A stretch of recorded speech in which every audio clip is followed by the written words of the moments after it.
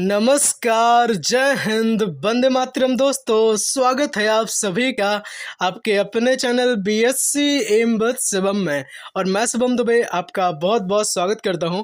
उम्मीद करता हूं आप और आपका परिवार बेहद उम्दा होगा और पढ़ाई भी आप बेहतरीन उम्दा तरीके से अपनी कंप्लीट कर रहे होंगे। आज के इस वीडियो में हम कंप्लीट करेंगे रसायन विज्ञान यानी कि केमिस्ट्री के होने वाले 2023 में जो आपका एग्जाम होगा फर्स्ट सेमेस्टर का। अगर आप BSc first year first semester के स्टूडेंट हैं, फिर चाहे आप बायो या फिर मैथ्स ग्रुप के स्टूडेंट हों, दोनों के लिए जो केमिस्ट्री है आपके लिए कॉमन सब्जेक्ट रहता है। आपका फंडामेंटल ऑफ केमिस्ट्री की यूनिट 1 को आज हम धुआं कर देंगे यानी कि कंप्लीट कर देंगे बहुत ही शानदार और उम्दा तरीके से पूरी यूट्यूब पर सबसे बेस्ट फास्ट सुपर फास्ट अगर हम कहें इस वीडियो को, तो बिल्कुल जाहिर सी बात है कि सारी चीज़ों को उम्दा तरीके से यहाँ पर हम कंप्लीट करेंगे जिस विश्वास के साथ आप हमारी वीडियो देखते हैं। और कोशिश रहती है, उम्मीद रहती है कि आपके विश्वास पर खरा उतरा जाए, है ना। सभी विश्वविद्यालयों के लिए बच्चे कहते हैं किस यूनिवर्सिटी के लिए सर ये वीडियो रहेगी, तो सभी यूनिवर्सिटीज़ के लिए ये जो वीडियो है बराबर हेल्पफुल रोल प्ले करेगी। साथ ही हम आपको बताना चाहेंगे आपके एग्जाम के अकॉर्डिंग सारी चीज़ों को हम यहाँ पर कंप्लीट करवाते हैं। कोई भी बच्चा परेशान नहीं होगा। राष्ट्र हित में, देश हित में शिक्षा देने का काम जो है BSc M with Shivam study platform करता है। हर तबके के गरीब से गरीब भाई बहन बच्चों को पढ़ाने के लिए जो चैनल बनाया गया था, जिम्मेदारी उठाई गई थी BSc M with Shivam study platform के माध्यम से, उसको बिल्कुल अपनी पूरी जिम्मेदारी के साथ निभाया जा रहा है और निभाया भी जाता रहेगा। जो फीस आप पेड करके, बहुत ज़्यादा पैसे आप पे करके आपको जो क्लासेस मिलती हैं, है ना, उससे कहीं ज़्यादा गुणवत्तापूर्ण शिक्षा देने का काम बिल्कुल फ्री में जो शिक्षा देता है BSc M with Shivam study platform, उससे कहीं ज़्यादा दमदार क्लासेस आपको उपलब्ध करवाता है।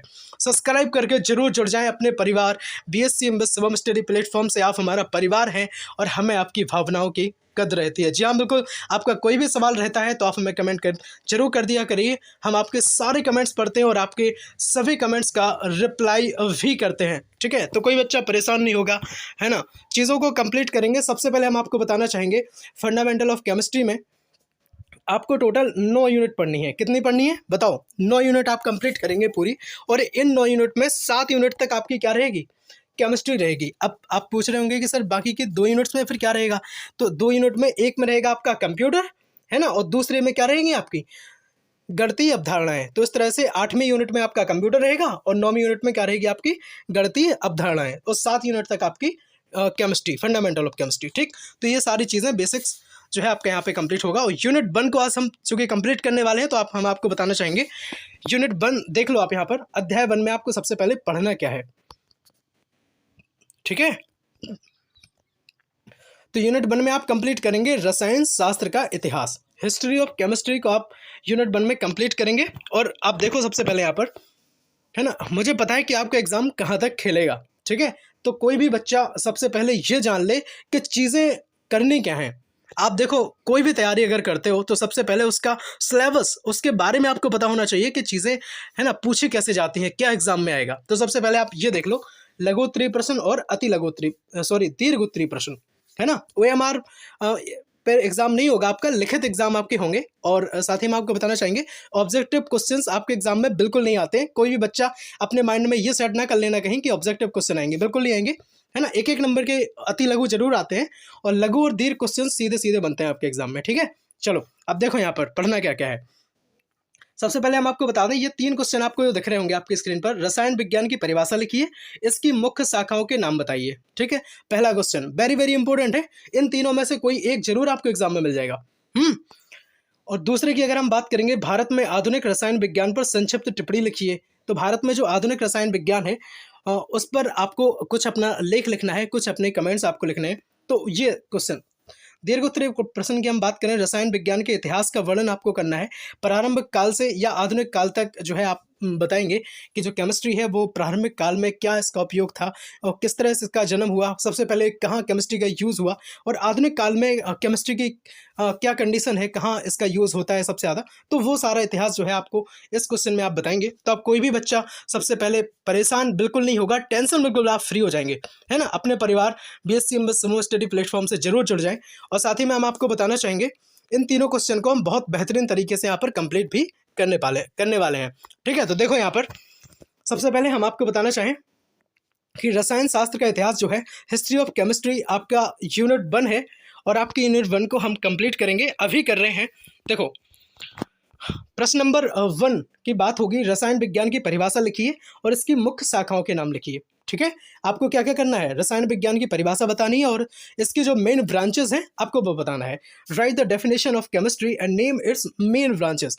सबसे पहले आप जान लो रसायन विज्ञान या केमिस्ट्री है क्या क्या।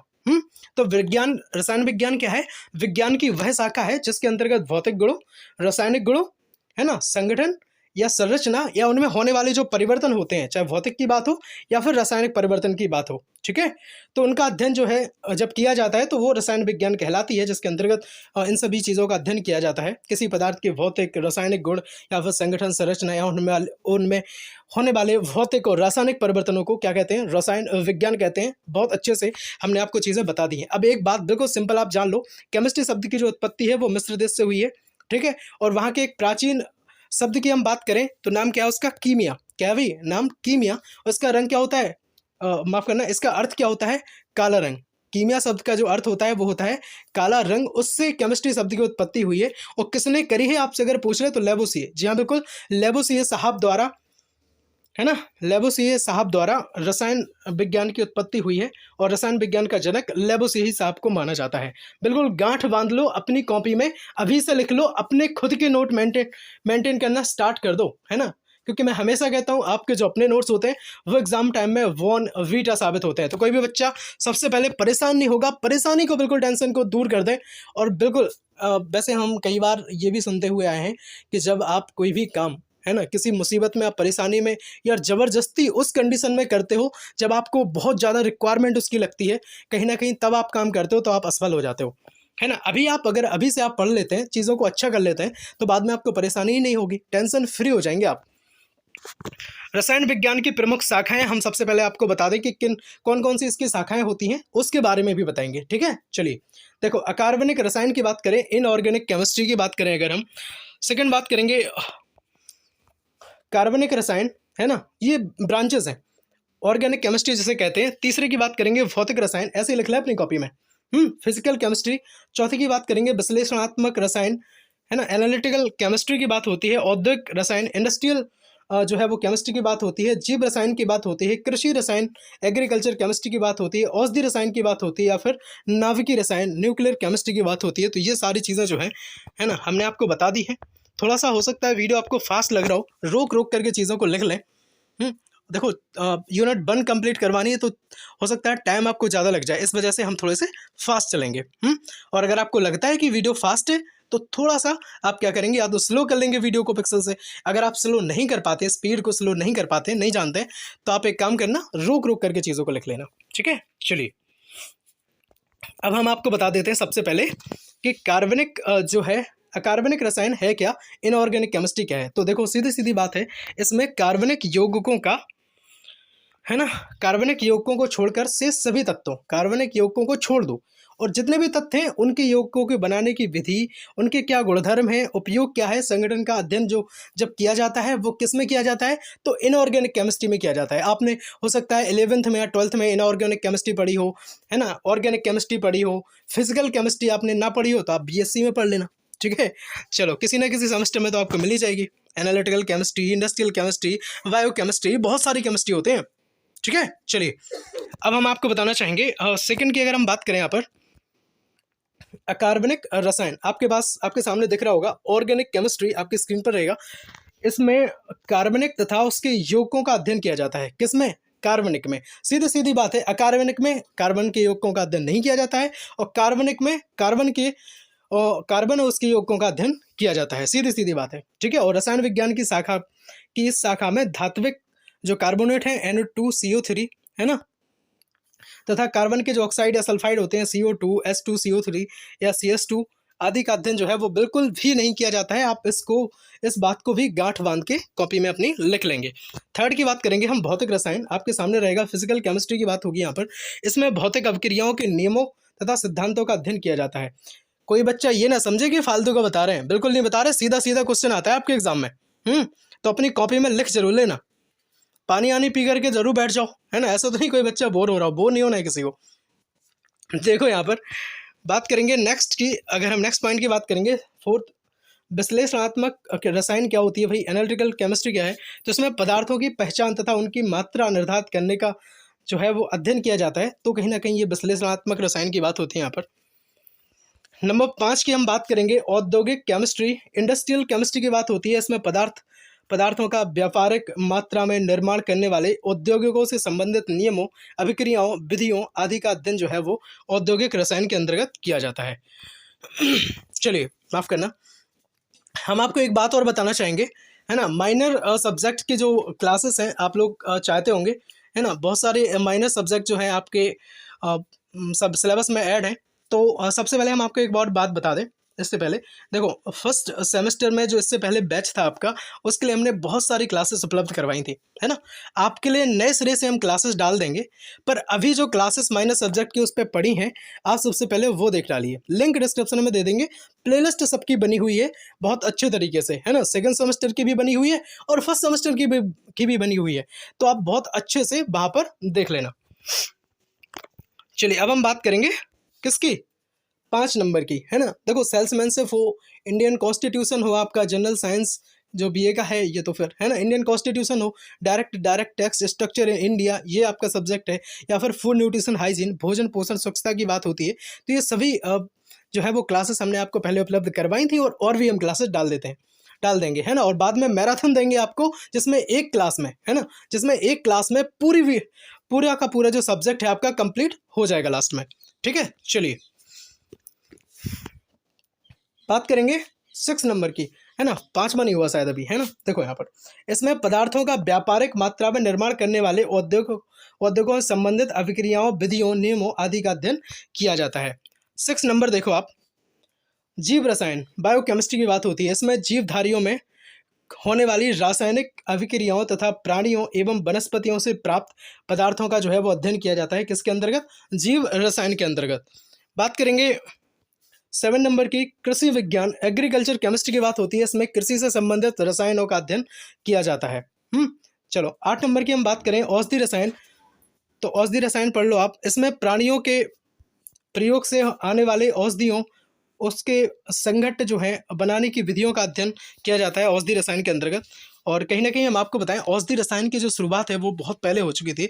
हम कहीं ना कहीं प्राचीन काल की बात करते हैं, है ना, रामायण में या फिर महाभारत में इसका उल्लेख मिलता है ना। संजीवनी बूटी की हम बात करें तो कहीं ना कहीं ये बहुत पहले से स्टार्ट हो चुकी चीज़ें हैं, ठीक है। तो हमारा तो सनातन धर्म का इतिहास बहुत ज़्यादा पुराना है, तो वो सारी चीज़ें हैं। अगर हम बात करेंगे यहाँ पर नाभिकीय रसायन की, तो न्यूक्लियर केमिस्ट्री की हम बात करें तो इसमें नाभिकीय क्रियाएं, रेडियो एक्टिव तत्व या इनके अनुप्रयोगों का अध्ययन जो है वो नाभिकीय रसायन के अंतर्गत किया जाता है, ठीक है। तो आपको बहुत अच्छे से उम्दा तरीके से हमने प्रश्न नंबर 1 को कंप्लीट कर दिया है आपके सामने, है ना, जिसमें क्वेश्चन था आपका रसायन विज्ञान की परिभाषा क्या है, इसकी शाखाएं क्या हैं, रसायन विज्ञान की हमने परिभाषा भी बता दी है, साथ ही में हमने आपको इसकी मेन ब्रांचेस भी बता दी हैं क्या क्या होती हैं, ठीक है। चलिए, आप सेकेंड क्वेश्चन कंप्लीट कर लें, बताओ। चलिए, अब प्रश्न नंबर 2 की हम बात करेंगे यहाँ पर बहुत अच्छे से उम्दा तरीके से। उम्मीद रहेगी ये कि आप लिखते हुए चीज़ों को चल रहे होंगे, ठीक है। चलो, प्रश्न नंबर 2 की बात करेंगे, कॉपी में लिख डालो अपनी। भारत में आधुनिक रसायन विज्ञान पर संक्षिप्त टिप्पणी आपको लिखना है, और ये जो पीडीएफ है आपको अपने Telegram channel BSc M Shivam study platform का जो पीडीएफ जो टेलीग्राम चैनल है आपको उस पर मिल जाएगी। और टेलीग्राम चैनल की लिंक की अगर बात करें तो हम डिस्क्रिप्शन में दे देंगे, ठीक है, या फिर कमेंट में हम पिन कर देंगे, तो आप टेलीग्राम चैनल पर जरूर जुड़ जाना। भारत में आधुनिक रसायन विज्ञान की हम बात करें, मॉडर्न केमिस्ट्री इन इंडिया, इसकी अगर हम बात करें तो देखो, सबसे पहले आप क्वेश्चन समझ गए कि नहीं समझे, बताओ, है ना। क्वेश्चन ये है कि भारत में आधुनिक रसायन विज्ञान का क्या हालचाल है, क्या कंडीशन है, उसकी क्या स्थिति है, उसके बारे में आपको अपने विचार जो है वो प्रस्तुत करने हैं। तो देखो, यहाँ पर भारत में आधुनिक रसायन विज्ञान की हम बात करें तो आधुनिक रसायन विज्ञान की बात जो है वो स्टार्ट होती है कब से, 1814 ईस्वी से। और जब पश्चिम बंगाल के कोलकाता में भारतीय विज्ञान कॉलेज की स्थापना हुई थी, है ना। और आचार्य, देखो यहाँ पर, आचार्य पीसी राय ने Bengal chemical and pharmaceutical works limited नामक कारखाने की जो है वो स्थापना कर लगभग 80 नए उद्योगों का निर्माण किया था, ठीक है। चलिए, आचार्य पीसी राय को आपको याद रखना है। और पहले रासायनिक थे जिन्होंने क्या किया था, मर्क्यूरस नाइट्रेट बनाया था। आप ये चीज़ जरूर याद रखेंगे। आचार्य पीसी राय साहब जो थे, पहले ऐसे भारतीय रसायनज्ञ थे जिन्होंने मर्क्यूरस नाइट्रेट बनाया था। और इन्होंने क्या किया था, हिंदू रसायन का इतिहास नामक कृति भी प्रस्तुत करी थी। तो इनकी कृति का नाम क्या है, हिंदू रसायन का इतिहास। ठीक है। चलो, और महर्षि कणाद की हम बात करें तो महर्षि कणाद ने सर्वप्रथम परमाणु की परिकल्पना प्रस्तुत की थी। किसने? महर्षि कणाद ने। किसकी? परमाणु की।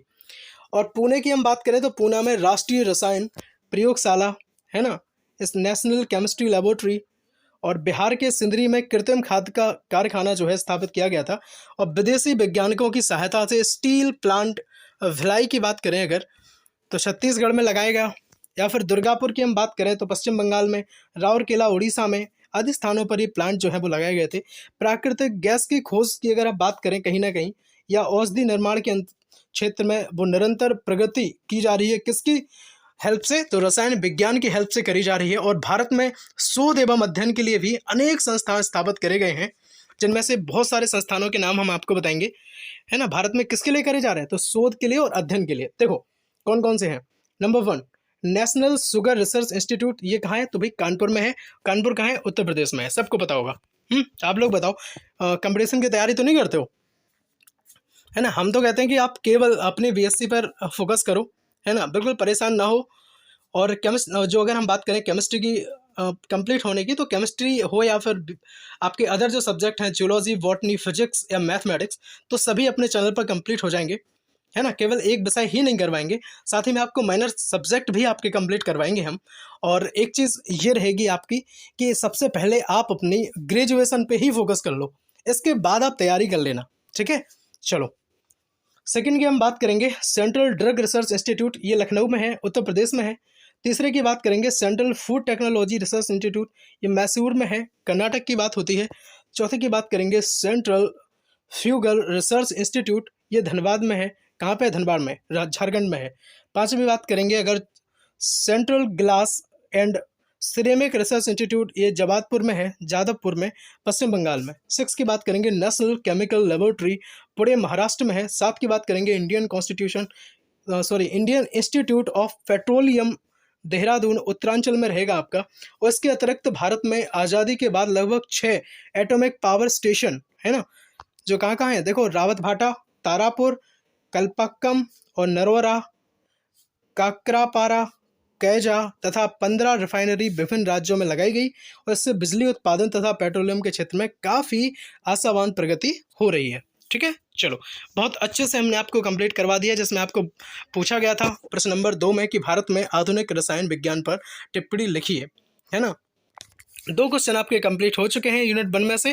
केवल एक क्वेश्चन है, इसके बाद आपको कुछ भी नहीं पढ़ना है यूनिट 1 में से। मैं गारंटी देता हूं, आप किसी भी यूनिवर्सिटी के क्यों ना छात्र हो, यहाँ से अगर यूनिट 1 से क्वेश्चन आया तो इन तीनों में से मिल जाएगा। इसके अलावा कोई क्वेश्चन पूछता ही नहीं है। चलिए, अब हम दीर्घ उत्तरीय प्रश्न नंबर 1 को भी कंप्लीट कर लेते हैं। रसायन विज्ञान के इतिहास का वर्णन आपको प्रारंभिक काल से लेकर के आधुनिक काल तक करना है। रसायन विज्ञान के इतिहास को हम सबसे पहले जान लेते हैं, आपके साथ डिस्कस कर लेते हैं, है ना। देखो, वीडियो पर अगर क्लिक कर दिया था, आप देख रहे हैं, यहाँ तक आ चुके हैं, तो मेरी आपसे बिल्कुल विनती रहेगी कि कंप्लीट देख लेना, चीज़ों को कंप्लीट कर लेना, लिख लेना, जहाँ आवश्यकता है वो पॉइंट्स आप लिखते हुए जरूर चलना। रसायन विज्ञान के इतिहास की बात करें तो ये बहुत पुराना इतिहास है ना। हजारों वर्ष पहले रामायण में भी इसका उल्लेख मिलता है और महाभारत में भी, है ना। अगर हम चरक की बात करें, या चरक या बाणभट्ट साहब की बात करें, तो ये अपने औषधि ज्ञान के लिए फेमस थे, है ना। और नागार्जुन की बात करें तो ये रसायन ज्ञान के लिए फेमस थे। भारत में लोग धातु शुद्ध करना, औषधि विज्ञान, आसवन, किण्वन आदि क्रियाओं से परिचित थे, बहुत पहले से परिचित थे, है ना। और भारत से यह ज्ञान जो है वो अरब, यूनान, चीन आदि देशों में पहुंचा। आप सोच रहे होंगे कि ये जो ज्ञान है वो कहीं ना कहीं और जो विदेश में पहुंचा है वो भारत से ही पहुंचा है ना। अमृत तथा पारस पत्थर की खोज ने रसायन ज्ञान के प्रारंभिक विकास में बहुत ज़्यादा योगदान दिया है।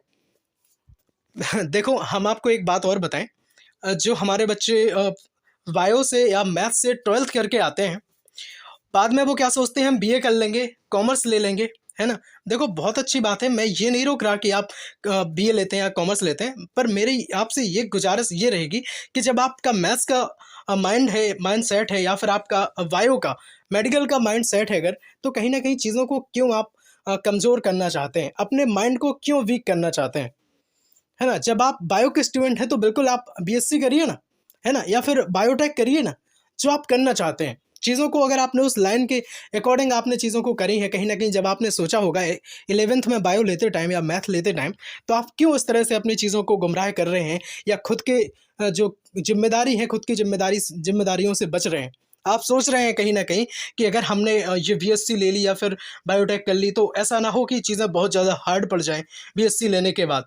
बीए कर लूँगा तो सरलता से चीज़ें चलती रहेंगी और कॉम्पिटिशन की तैयारी कर लूँगा। भैया ऐसा बिल्कुल ही नहीं है। अगर ऐसा होता तो बीएससी या जो अदर आपके जो कोर्सेज़ हैं वो तो गवर्नमेंट बंद ही करवा देती, है ना? तो कोई भी बच्चा बिल्कुल परेशान नहीं होगा। आपने बीएससी करी है, आप बहुत हिम्मतवान हैं और अपनी हिम्मत को बढ़ाए रखिए, अपनी चीज़ों को बहुत अच्छे से लगन से कंप्लीट करते रहना।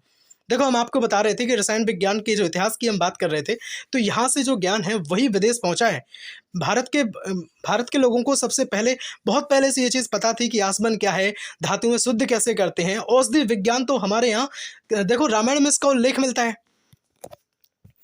ना? अमृत तथा पारस पत्थर की खोज जो है, पारस पत्थर की खोज अगर हम कहीं न कहीं कहें, तो ये काल्पनिक कथा के अनुसार अगर ऐसा हम कहें कि बहुत मिस्र के जो लोग थे, वो कहीं न कहीं इसमें असफल रह गए थे। पर बहुत ज़्यादा इन लोगों ने अ, खोज करी उसकी। देखो भारत, चीन, मिस्र तथा यूनान आदि देश में प्राचीन काल से ही रासायनिक क्रियाओं का जो है वो उपयोग होता रहा है। जैसे धातु शुद्ध करने में आप ये अभी आपको बताया था, औषधि बनाने में, रंग बनाने में, साबुन बनाने में करते हैं और इस तरह से आदिकाल से भी जो है मानव ने रसायन रसायन का जो है अध्ययन आरंभ कर दिया था, किंतु इसकी वैज्ञानिक नींव बहुत समय बाद पड़ी है ना? रसायन के इतिहास को अग्र कालों में विभाजित किया जा सकता है। अब हम आपको बताएं सबसे पहले कि जो काल हैं वो कौन-कौन से हैं।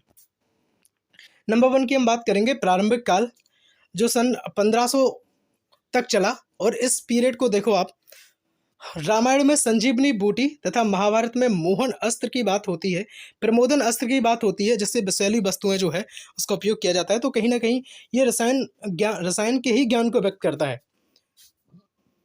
चरक, सुश्रुत या बाणभट्ट आदि वैज्ञानिकों ने औषधि विज्ञान के क्षेत्र में किए गए कार्य जो है वो उल्लेखनीय है। इस काल के लोग कागज, कपड़ा, रंग, कांसा, तांबा आदि का ज्ञान जानते थे। ठीक है। और ये हम आपको बता रहे थे कि मिस्र के जो वैज्ञानिक हैं उन लोगों ने क्या किया, कम से कम मूल्य की जो धातुओं को स्वर्ण में परिवर्तित करना था उन्हें, है ना? उनने सोचा था कि कहीं न कहीं कम धातुओं की कम मूल्य की जो धातुएँ हैं उन्हें स्वर्ण में कैसे कन्वर्ट करें। और बहुत सारे ऐसी चीज़ें थे जिन्हें द्रव्य से छोटे-छोटे कण मिला करके परमाणु जो कहते हैं, आप सारी चीज़ें कणाद मुनि के अनुसार आप पढ़ सकते हैं। बाद में आप पढ़ लेना, इसकी पीडीएफ जो है हम आपको दे देंगे। ठीक है? तो ये ऊर्ध्वपातन की, आसवन की बात हो या फिर धातु के निष्कर्षण, शोध, मिश्रित धातु, इन सब के ज्ञान की बात हो, तो कहीं न कहीं बहुत पहले से चली आ रही चीज़ें हैं हमारे यहाँ। हैं इस काल को अगर हम बात करें 1500 ईस्वी तक वाले काल को, तो कीमियागारी काल या फिर अलकीमी काल भी कहा जाता है। ठीक? चलिए, अब हम औषधि काल की बात करेंगे सन 1500 ईस्वी से लेके 1625 तक। आप इसमें चीज़ों को पढ़ लेना बहुत अच्छे से। इस काल के वैज्ञानिकों का उद्देश्य क्या था? एक ऐसी औषधि का आविष्कार करना था जिससे मनुष्य जो है समस्त रोगों से मुक्त होकर के सदा जवान रहे, है ना? ऐसी चीज़ों की जो है वो खोज करने में लोग बाग जुट गए थे उस टाइम, है ना? इस औषधि को वे अमृत कहते थे। क्या कहते थे बताओ? अमृत कहते थे। और अमृत प्राप्त करने के प्रयासों से अनेक औषधियों का आविष्कार किया था।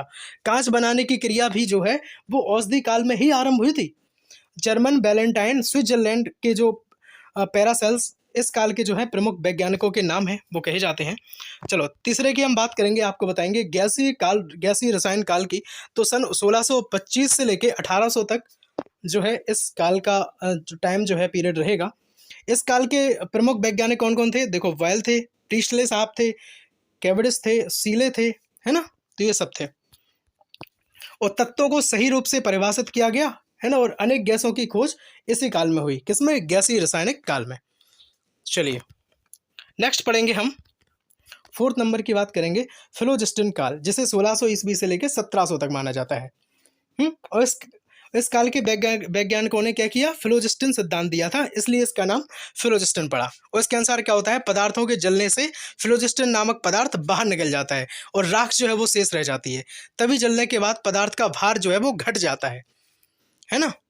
और यह विचार जो है लगभग 100 वर्षों तक मान्य रहा, किंतु 18वीं शताब्दी में जो लेबोजियर साहब हैं, उन्होंने अपने प्रयोग द्वारा यह बात सिद्ध कर दी कि जलना एक रासायनिक क्रिया है जिसमें पदार्थ ऑक्सीजन से संयुक्त होता है और जलने के बाद बने पदार्थ का भार जो है मूल पदार्थ के भार से अधिक हो जाता है।